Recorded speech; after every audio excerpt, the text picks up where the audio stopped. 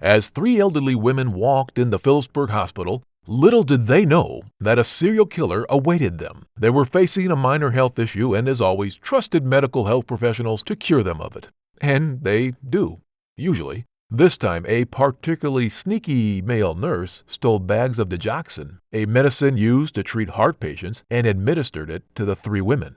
None of them were, in fact, heart patients, and the dose given wasn't normal. It was lethal, and soon enough, all three women were pronounced dead. The man who had sworn to protect his patients' lives was responsible for becoming their angel of death. Who was this man, and where is he now? Well, the first question is simple. His name was Charles Edmund Cullen, and he is one of the most prolific serial killers in history, with his body count reaching well into the hundreds. But as always, let's start at the beginning and see what made him into a lowlife, or if he was born that way. Cullen was born into a broken family and described his childhood as miserable. Actually, he tried to commit suicide at the age of 9. We would be super sympathetic for him had he not murdered hundreds of people.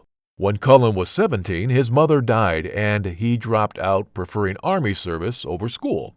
But he also sucked at the service. He served as a petty third-rank officer and showed signs of an unstable mind. Once he stole the doctor's surgical uniform and completed a shift pretending to be one.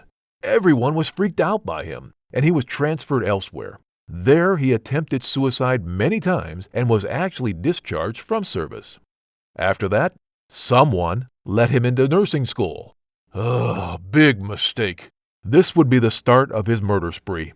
Cullen committed his first murder at his first nursing job. He administered a lethal dosage of medication intravenously to a patient who was already suffering a reaction from a blood-thinning drug.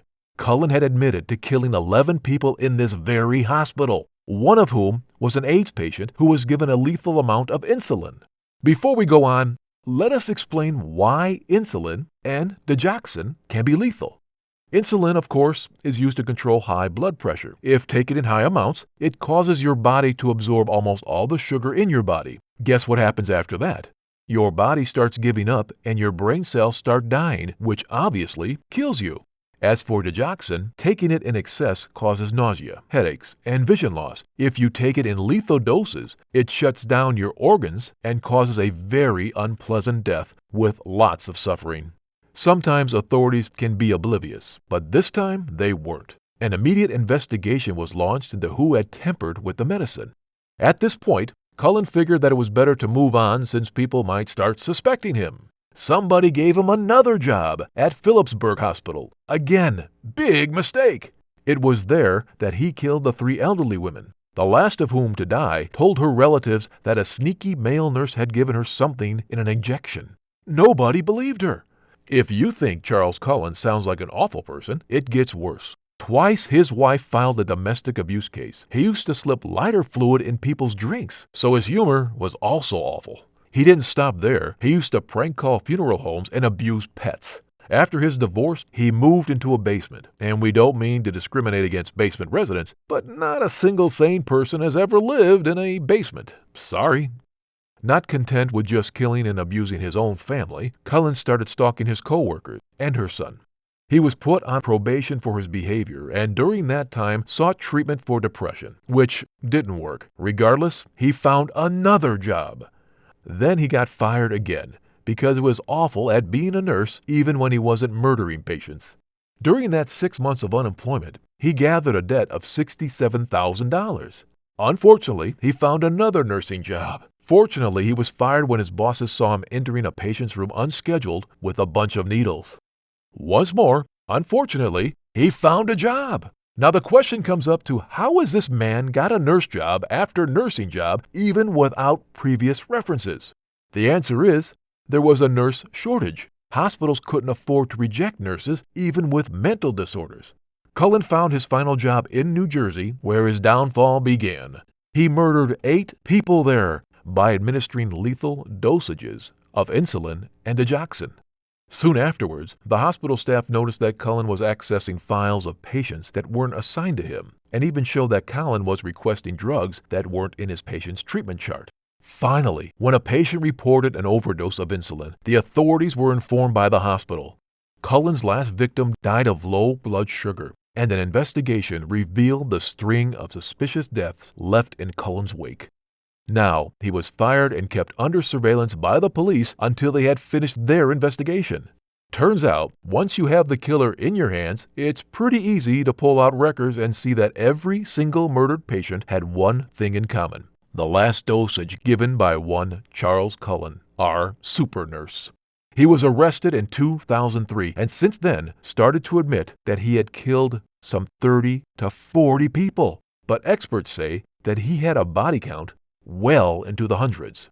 In 2006, he had a sentence hearing. Naturally, he made a fool out of himself. He kept saying to the judge, Your Honor, you need to step down." We don't know if you've ever been in a courtroom, but the one thing you don't do is disrespect the judge. Well, this judge took offense to his statements and had him gagged. But still, he tried to keep repeating his statement, so the judge gave him 6 extra life sentences. Currently, he's serving 18 life sentences without being eligible for parole for some 300 years. So, he's never getting out. But the question of why still remains. Cullen himself said that he wanted to end the patient's sufferings, but he was also a liar, so who knows? Maybe he was mentally ill, or maybe he was just a bad person, as some people usually are. We posed this question of why people continue to hire these clearly horrible employees, and we also gave part of the answer. There was a nurse shortage. But honestly, the laws before Cullen's arrest were awful. He was largely able to move from one facility to another because of lack of reporting requirements and legal protection for healthcare employees. The requirements for reporting suspicious deaths in the hospital were very low, and the penalties for not reporting were very low as well.